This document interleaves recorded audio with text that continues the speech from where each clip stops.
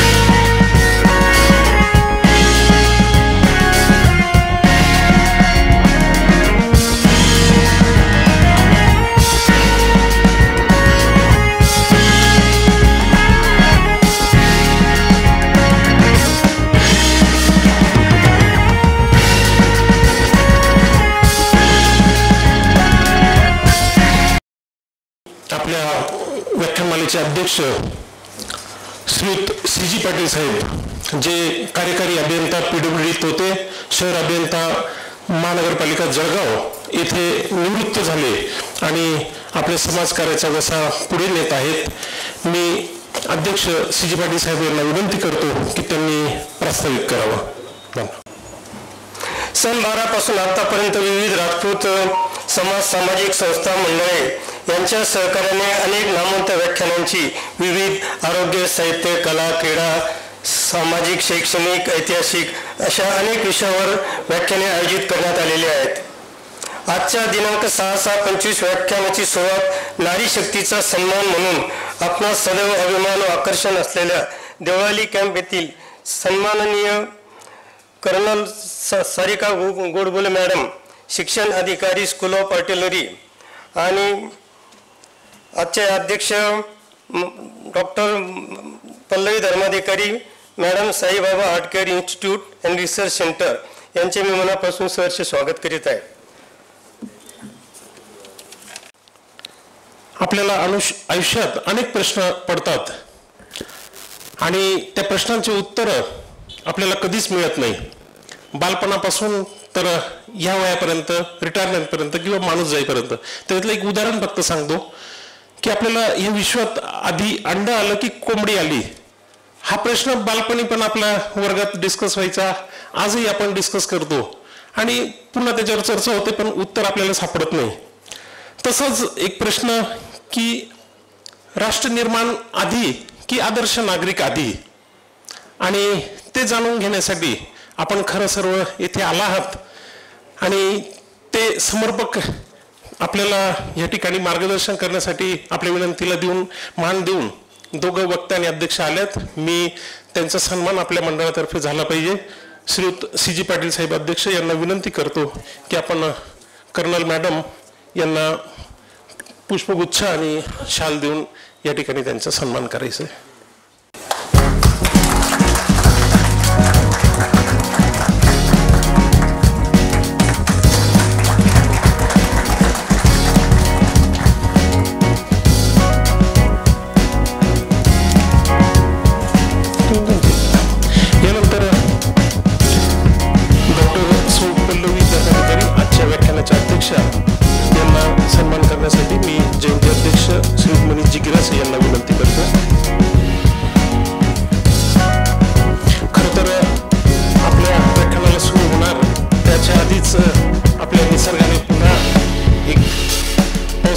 सुरुवात केली त्यामुळे कदाचित उपस्थिती थोडी वेगवेगळ्या नाशिकच्या विभागातल्या येत असतात आणि मोटरसायकलवर येणाऱ्याचं प्रमाणही जास्त आहे.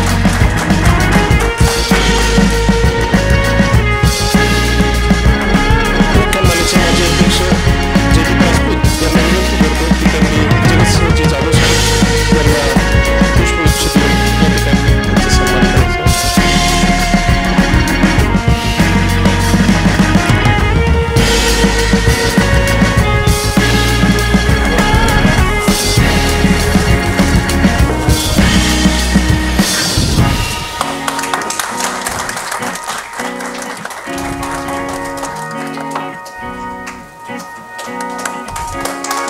यानंतर आपल्या जयंतीच्या एकमेव माजी अध्यक्षा सौ देवानी पाटील, मी राजेंद्र सिंहजी चव्हाण साहेब यांना विनंती करेल की त्यांनी त्यांचा सन्मान करावा. खरं चव्हाण साहेब हे प्रत्येक नवीन काहीतरी संकल्पना आणून कार्य करत असतात. आम्हाला तर दिल्लीपासून चेन्नईपर्यंत सर्व समाज बांधव जे विविध राज्यात आहेत, तर चव्हाण साहेब आपल्यास विनंती की आपण त्यांना पुष्प.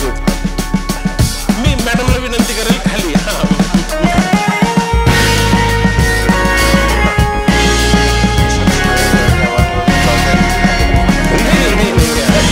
आम्हाला खरं अशा मार्गदर्शकांची गरज आहे, समाजाला गरज आहे आणि आपण जयंतीला सुद्धा सन्मान स्वीकारला नाही, त्यांना पुढे केलं हे सर्वांना माहिती आहे.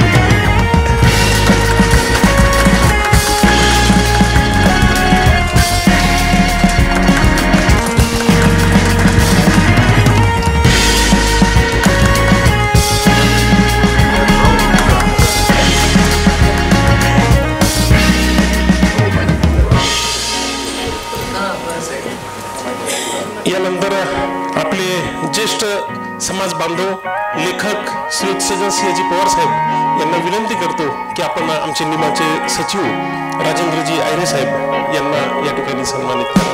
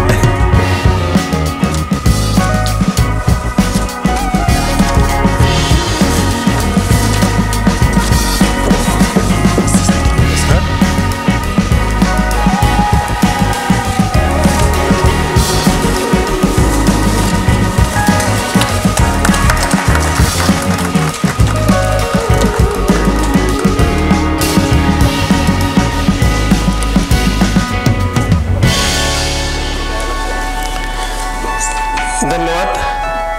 खरं तर आपण सर्व तोला मुलाचे समाज बांधव विविध मंडळाचे पदाधिकारी आहात, परंतु आपल्याला जास्तीत जास्त वेळ व्याख्यानाला देता यावं यामुळे या सत्कार समारंभ इथं थांबून पुढच्या आपण वाटचालीकडे जाऊया. आपण सर्वांना माहिती आहे, नाशिकमध्ये कुठल्याही कोपऱ्यात असलो किंवा उत्तर महाराष्ट्रात कुठेही असलो, थोडी छातीला कळ आली की लगेचच आपल्याला ज्यांची आठवण होते ते म्हणजे श्री साईबाबा रुग्णालय. आणि त्याचा ॲड्रेस सुद्धा खूप सोपा आहे. असेच व्याख्यान जिथं कालिदासला होतात त्याच्या अगदी बाजूला तिथं जाऊन परत येण्याची गॅरंटी ते घेतात, म्हणूनच आपल्याला त्याचा अभिमान आहे. आणि त्याच्यात दोन्ही सुविधा आहेत. बऱ्याचदा असं होतं की खिशात काही नाही आणि तेच पाहिजे, मग आपल्याला शिर्डीला जाऊन देखील तो लाभ घेता येतो. हा, तर खरोखर डॉक्टर साहेब यावर्षी योगायोग होता की रामसिंगजी बावरी यांनी आपल्या द्वारकेवरती डॉक्टर साहेबांना प्रमुख अतिथी म्हणून बोलवलं होतं आणि त्यांना जयंती दिनी आपल्याला भेटण्याचा योग आला होता. आणि आज व्याख्यानाच्या सुरुवातीलाच मॅडम आपल्या अध्यक्षस्थानी आलेत. मी मॅडमचा परिचय या ठिकाणी थोडक्यात करून देतो. डॉक्टर पल्लवी अनिरुद्ध धर्माधिकारी, ज्या रेडिओलॉजिस्ट कन्सल्टंट आहेत आणि Shri Saibaba heart institute centre ज्या कालिदासजवळ आहे त्या संचालिका आहेत. त्यांनी MBBS BJ मेडिकल पुणे येथे 1991ला केलं. त्यानंतर MD रेडिओलॉजिस्ट 1996ला त्याच कॉलेजमधनं करून DNB रेडिओलॉजिस्ट 1997ला national board examination New Delhi येथे केलं. फेलोशिप मिळवली हिंदुजा हॉस्पिटल मुंबई येथे 98ला. आणि CT एन्जिओग्राफी हे 2006ला इटाली येथे मिलानला मिळवली.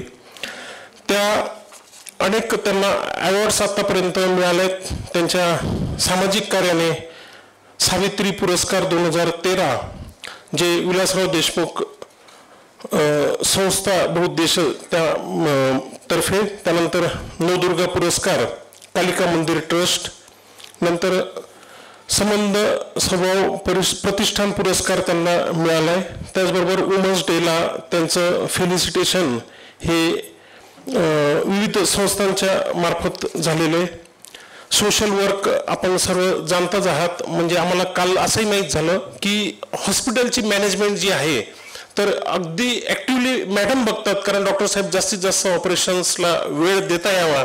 आणि खरोखर आपल्याला एक गौरवाची बाब आहे की आपण जर महिलांच्या हाती आपलं जे काही कार्य असेल ते दिलं तर नक्कीच एक चांगल्या प्रकारे तडीस नेण्याचं कार्य होतं. पुढच्या वेळेला मिसेसलाच मी सूत्रसंचालनाला पाठवेल. मी मॅडमला विनंती करेल की आपण आपलं अध्यक्षीय मार्गदर्शन या आजच्या व्याख्यानमालेनिमित्त द्यावं. सर्वांनी जोरदार टाळ्या वाजवून आपल्या मॅडमचे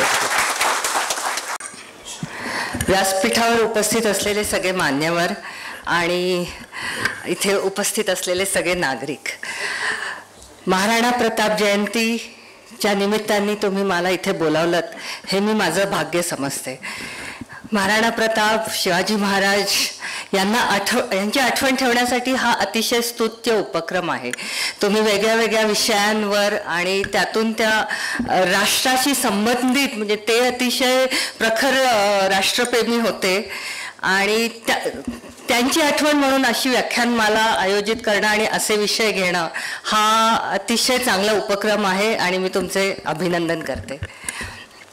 आपल्याला मेन भाषण ऐकायचं आहे, त्याच्या आधी डॉक्टर म्हणून मी 2 गोष्टी बोलेन. आज तुम्ही मला एक यशस्वी महिला म्हणून बोलावलं आहे, पण मी रेडिओलॉजिस्ट आहे, मी सोनोग्राफी करते आणि डॉक्टर. आणि जर प्री डायबिटिक असतील तर तुम्ही चांगला एक्सरसाइज करायला पाहिजे. आता जर घरातनं नियमच लावून दिला की तुम्हाला दिवसातला 1 तास एक्सरसाइज करायलाच पाहिजे घरातल्या बाईनी, त्याच्याशिवाय मी जेवणच देणार नाही, तर सगळेजण हुशार होतील, सगळेजण आरोग्याचं काळजी घेतील.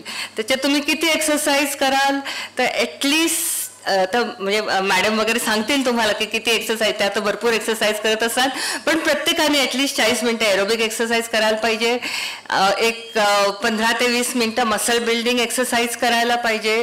वेट्स म्हणा किंवा योगा केला तरी सुद्धा त्याच्यात मसल बिल्डिंग एक्सरसाइज असतो.